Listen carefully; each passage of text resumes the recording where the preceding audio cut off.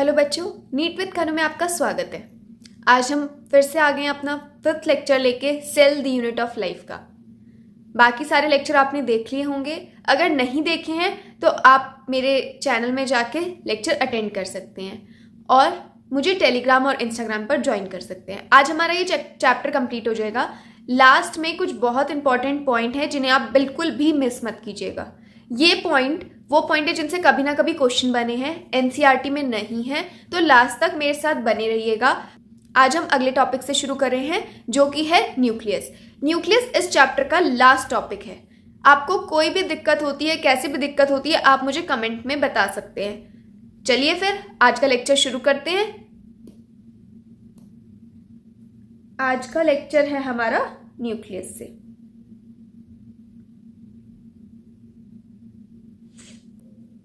Nucleus से आप क्या समझते हैं? न्यूक्लियस हमें पता है किसने डिस्कवर की थी। देखो पहले हम इसकी स्पेस करते हैं।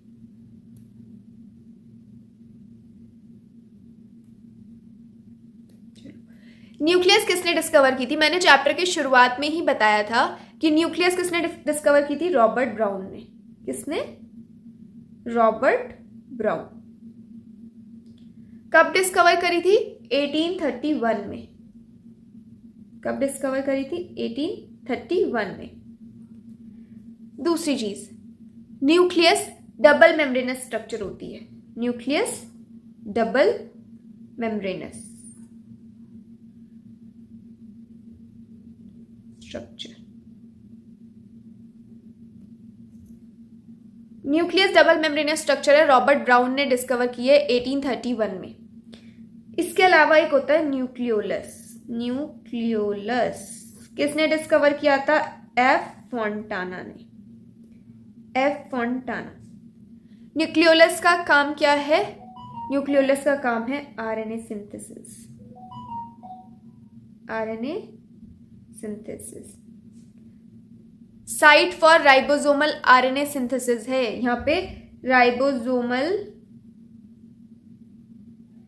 आरएनए सिंथेसाइज होता है। ठीक है, इसके बाद हम देखते हैं nucleus as a cell organelle was first discovered by Robert Brown as early as 1831. Later the material of the nucleus stained by basic dye was given by the name chromatin by Fleming. बाद में जो ये nucleus था इसको stand किया गया। Stand किससे किया गया? बेसिक डाई से। ये क्वेश्चन भी बना था कि जो न्यूक्लियस होता है वो बेसिक डाई से स्टेन किया जाता है या एसिडिक डाई से या न्यूट्रल डाई से? None of the above. तो इसमें आंसर क्या जाएगा? बेसिक डाई, जिसको नाम दिया गया था क्रोमेटिन, फ्लेमिंग के द्वारा। क्रोमेटिन किसने करा था डिस्कवर? फ्लेमिंग ने। ठीक है, क्रोमोसोम होते हैं। क्रोमोसोम कभी भी सेफ्रेनिन से डाई नहीं किए जा सकते। सेफ्रेनिन आपकी बेसिक डाई नहीं है। Chromosome can never be stained by safranin. Chromosome क्या है? कभी भी सेफ्रेनिन से स्टेन नहीं होंगे। किससे स्टेन होंगे? बेसिक डाई से। न्यूक्लियस किससे स्टेन होगा? बेसिक डाई से। ठीक है, उसके बाद ये जो डिस्कवरी की गई थी न्यूक्लियस की, ये किस में की गई थी? किसी ना किसी में तो डिस्कवरी की गई होगी ना। ये डिस्कवरी की गई थी हमारी ऑर्चिड के प्लांट में। किसमें? ऑर्चिड में। ठीक है, अब इसे देखने से पहले हम देखते हैं न्यूक्लियस का एक स्ट्रक्चर। ठीक है, न्यूक्लियस का एक स्ट्रक्चर देखते हैं। देखो, जब भी तुम्हें एनसीईआरटी पढ़नी हो, स्पेशली जब बायो की पढ़नी हो, एनसीईआरटी के डायग्राम से हटके आपको जो दिमाग में समझ आ रहा है ना, जो आपको लग रहा है कि इसका डायग्राम बन पा रहा है आपसे, पढ़ने के बाद वो डायग्राम से आपको अच्छे से लर्न होगा। मैं हर बार हाथ से डायग्राम क्यों बना के बताती हूँ आपको? टेढ़ा मेढ़ा, आड़ा तिरछा, जैसा भी हो, गंदा हो, लेकिन आपको वो समझ आएगा। एनसीईआरटी में अब आप इस डायग्राम से क्या समझ लेंगे? ये आपका क्वेश्चन लगाने के हिसाब से सही है, वो तब क्वेश्चन लगाने के हिसाब से सही है जब आपको आता हो। आने के लिए पहले आपको खुद का डायग्राम आना चाहिए। अब देखो, सबसे पहली बात हमने क्या देखी? न्यूक्लियस आपका डबल मेम्ब्रेनस स्ट्रक्चर है, तो बनाओ double membranous. Double membranous structure बनाएंगे हम।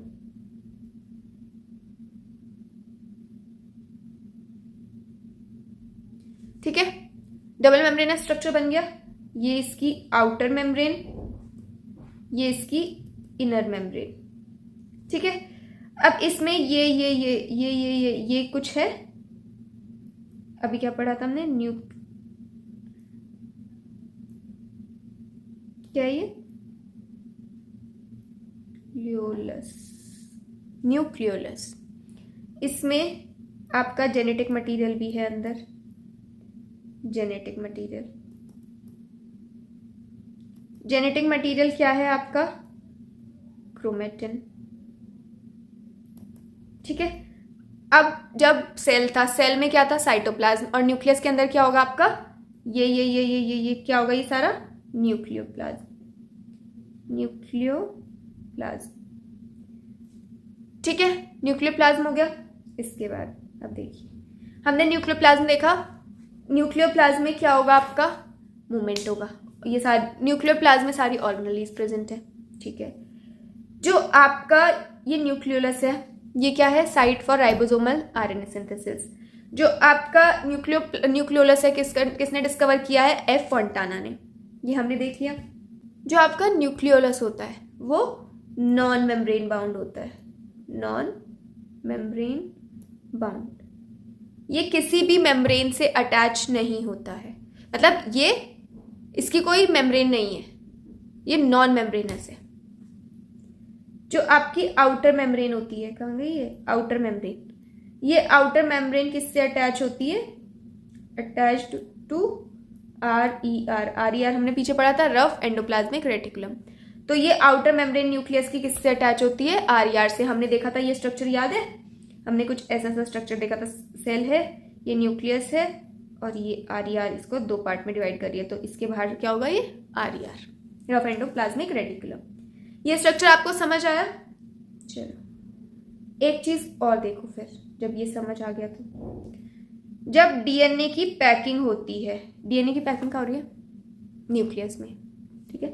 डीएनए की जब पैकिंग हो रही है, तो डीएनए की पैकिंग जब होगी, पैकिंग होना मतलब हिस्टोन प्रोटीन का लगना, क्या हो जाएगा ये, पैकिंग।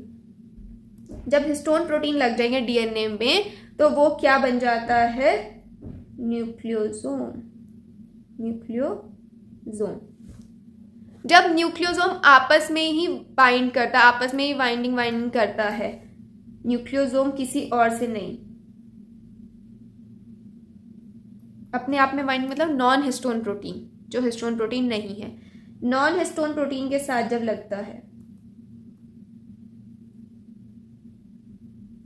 तो क्या बनाता है मिलके, तो मिलके क्या बनाता है, क्रोमेटिन।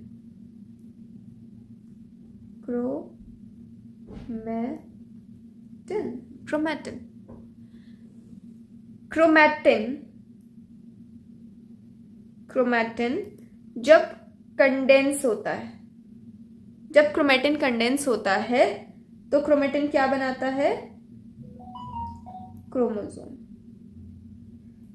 क्या बनाएगा, क्रोमोसोम। याद रखना, एक क्रोमोसोम जो बना है उसके पास दो सिस्टर क्रोमेटिड होंगी। क्या होंगी, दो सिस्टर क्रोमेटिड। जब डीएनए की पैकिंग होगी, जब उसमें हिस्टोन प्रोटीन लगेंगे तो वो क्या बनाएगा, न्यूक्लियोसोम जब आपस में ही बाइंड होगा तो वो क्या बनाएगा आपका, क्रोमेटिन जब कंडेंस होगा तो क्या बनाएगा, क्रोमोसोम सिंगल है तो उसके पास दो क्रोमेटिड होंगी। ये जो क्रोमेटिन है, ये क्रोमेटिन दो तरह का हो सकता है। कितने तरह का हो सकता है, दो तरह का। इसमें स्पेस बनाते हैं।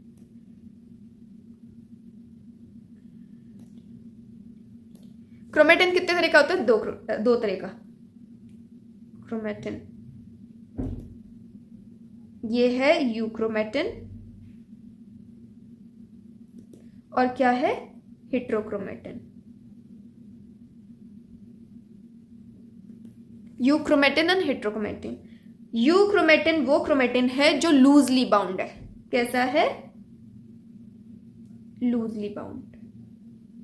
वहीं पर अगर हम हेट्रोक्रोमेटिन की बात करें तो हेट्रोक्रोमेटिन हमारा टाइटली बाउंड है।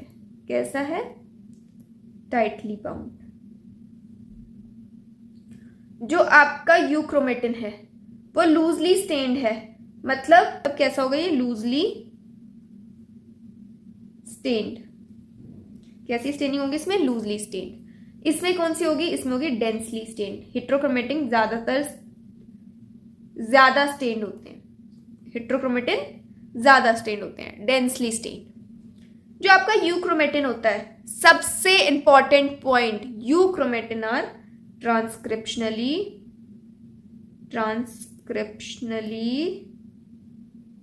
एक्टिव। ट्रांसक्रिप्शनली एक्टिव होते हैं आपके यूक्रोमेटिन, और वहीं हेट्रोक्रोमेटिन नॉन एक्टिव। हेट्रोक्रोमेटिन कैसे होते हैं, नॉन एक्टिव होते हैं। चलो फिर हम अब पढ़ते हैं क्या लिखा है एनसीईआरटी में। The interphase nucleus has tightly extended and elaborated nucleoprotein fiber called chromatin. Chromatin अभी हमने देखा, ठीक है। Nuclear matrix and one or more spherical bodies called nucleoli. Electron microscopy has revealed nuclear envelope which consists of two parallel membrane with a space between called the perinuclear space. जो हमने ये देखा था ना, ये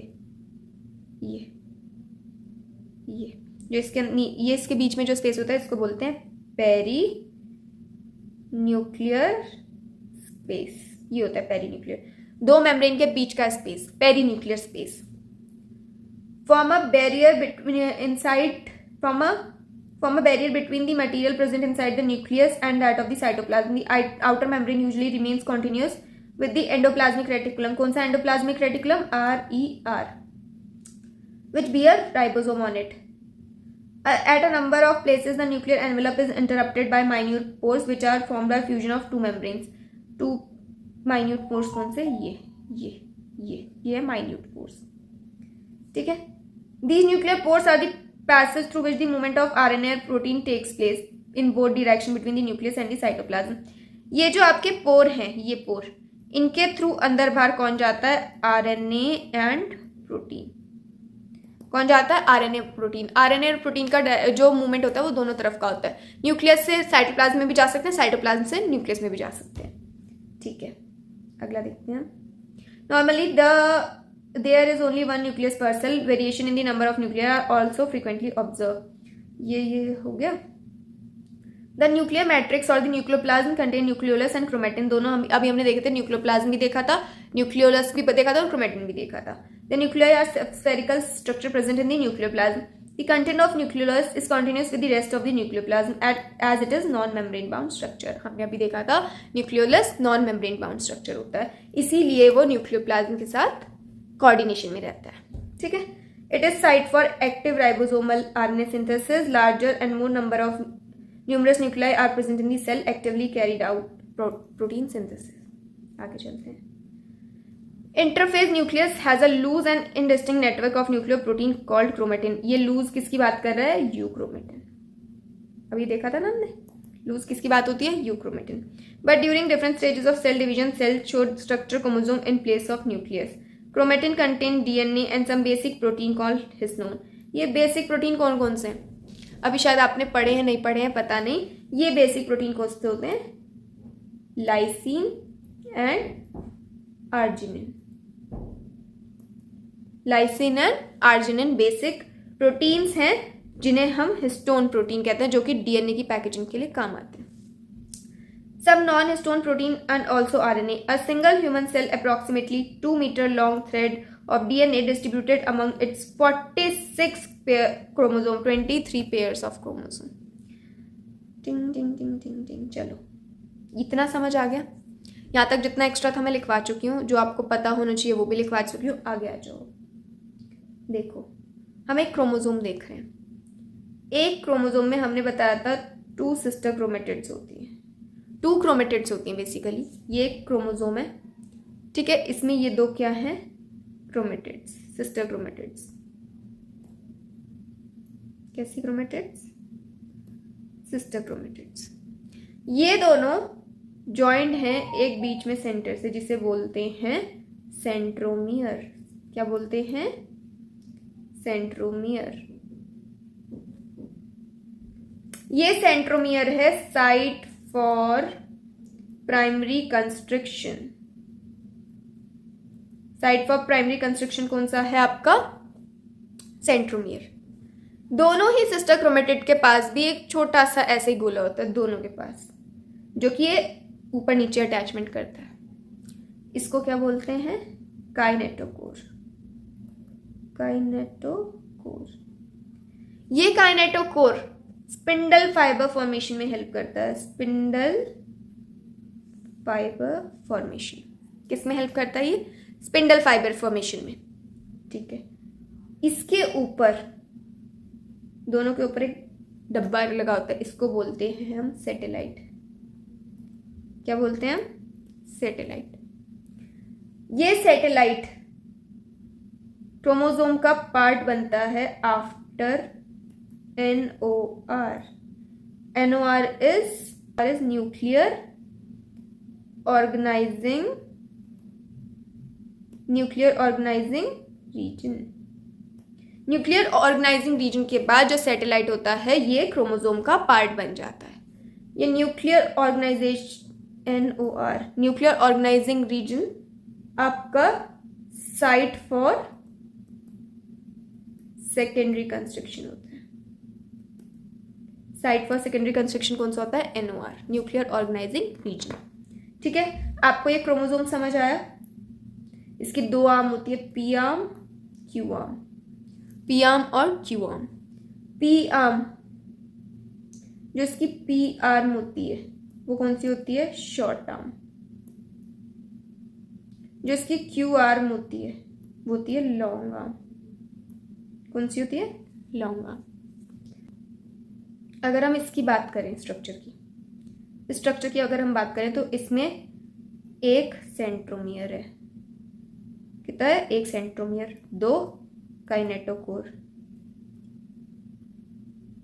दो काइनेटोकोर के बाद एक इसमें एक कौन है? एक क्रोमोसोम और दो chromatids.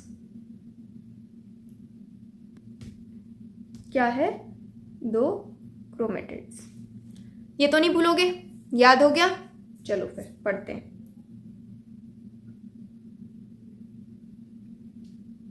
Every chromosome visible only in dividing cell essentially has a primary construction or the centromere. अभी बताया था सेंट्रोमियर एक होता है जो कि क्या होता है? Site for primary construction. On the side of which disc shape structure called kinetochore are present. दोनों तरफ क्या प्रेजेंट होता है? काइनेटोकोर।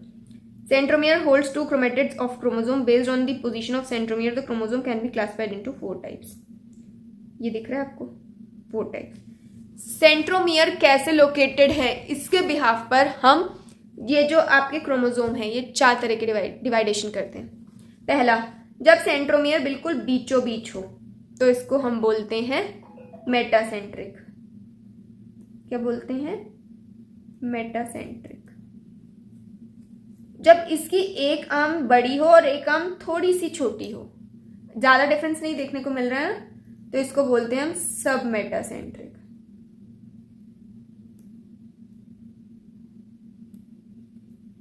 सब मेटासेंट्रिक। ठीक है, जब एक आर्म बहुत ज्यादा बड़ी और एक बहुत छोटी हो तो इसको हम कहते हैं एक्रोसेंट्रिक। जब आपकी एक आर्म बिल्कुल ही छोटी हो, कुछ दिख ही ना रहा हो, नेग्लिजिबल हो, और एक बहुत ज्यादा बड़ी हो तो इसको कहते हैं हम टीलोसेंट्रिक। टीलोसेंट्रिक। ठीक है, जो ये मेटासेंट्रिक है ये वी शेप होती है। कई बार इसकी शेप पे भी क्वेश्चन आ जाते हैं, कैसा होता है? वी शेप होती है। ये आपकी होती है एल शेप। आपकी जो ये एक्रोसेंट्रिक है ये कैसी होती है? J shaped. ये जो आपकी टीलोसेंट्रिक है ये कैसी होती है? I shaped. कैसी होती है? I shape. V shape metacentric, L shaped sub metacentric, J shaped acrocentric, I shaped telocentric. ठीक है, इसके बाद ये दोनों सिस्टर क्रोमेटिड है। ठीक है, ये आपकी short arm P, long arm Q आपको बता ही दिया। ये आपको इसमें इजीली विजिबल होंगे, इसमें तो बराबर ही है दोनों। ठीक है, चलो आगे पढ़ते हैं। The metacentric chromosome has middle centromere forming 2 equal arms of the chromosome. The submetacentric chromosome has centromere slightly away from the middle chromosome. Resulting in shorter arm longer arm. Acrocentric chromosome जिसमें हमारा जो centromere है वो close to एक and होगा, extremely short very long arm. Telocentric में आपका terminal centromere होता है, एक ही तरफ सेंट्रोमियर होता है। क्लियर हो गया आपको? चलो, sometimes a few chromosome have non staining secondary constriction at a constant location. Non staining secondary constriction मतलब किसकी बात हो रही है? ये NOR। एनसीईआरटी ऐसी एक लंबी सी लाइन दे देती है और उसका क्वेश्चन क्या पूछते हैं? MCQ के फॉर्म में। अब इतनी बड़ी लाइन के बाद आपको पता था ये NOR की बात कर रहा है, लेकिन इसने क्या दे दिया? Secondary constriction at a constant place. उसमें किसमें? सैटेलाइट के पास। NOR यहाँ पे लिखा नहीं है, बट इसका आंसर सिंस सेकेंडरी कंस्ट्रक्शन से हमें पता चल रहा है। एक और चीज नोटिस करना, ये नॉन स्टेनिंग है, मतलब ये स्टेन नहीं होता। This give the appearance of small fragment called satellite. अभी हम पढ़ के आए हैं सैटेलाइट, ठीक है। इसके अलावा आपके पास दो क्रोमोसोम और होते हैं, कौन कौन से? लैम्प्रश, अरे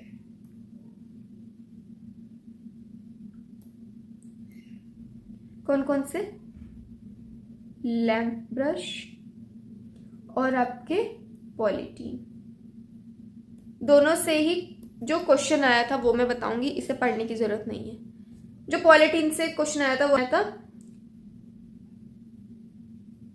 बाल्बिनी रिंग्स। जो बाल्बिनी रिंग्स थी वो कहाँ फॉर्म होती हैं? वो फॉर्म होती है पॉलीटीन क्रोमोसोम में। बाल्बिनी रिंग्स फॉर्म होती हैं पॉलीटीन क्रोमोसोम में। ऑल्सो ये कहाँ पाया जाता है? Saliva of insect, saliva of insect में। और इसको हम जॉइंट क्रोमोसोम भी कहते हैं, जॉइंट क्रोमोसोम। इसके अलावा कुछ नहीं। बाल्बिनी रिंग्स का एक क्वेश्चन बन गया था बहुत पहले, तो इसको मैंने बता दिया।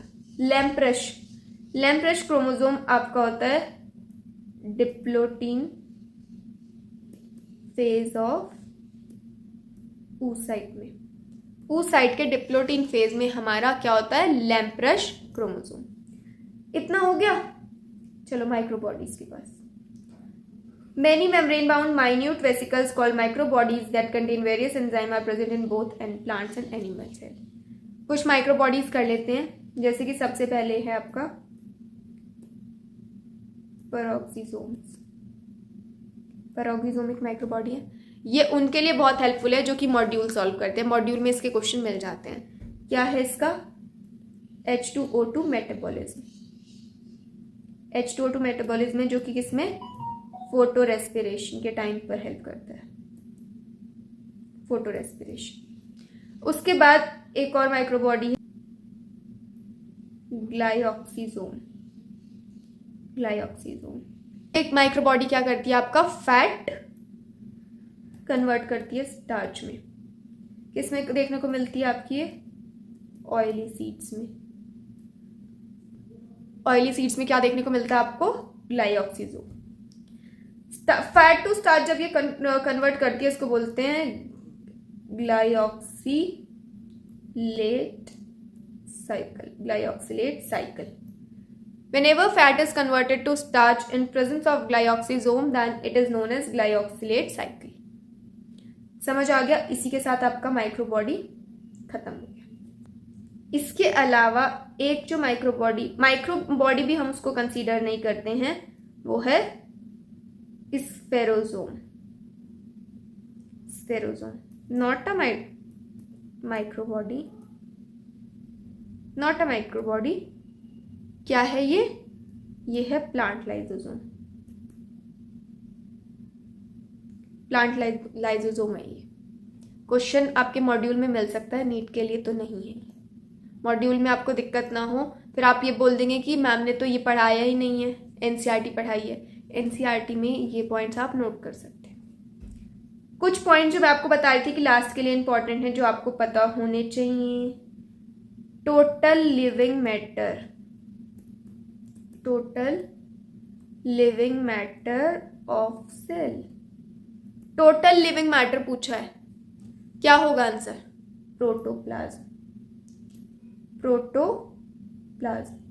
साइटोप्लाज्म क्या होगा? Protoplasm minus nucleoplasm. Cytoplasm protoplasm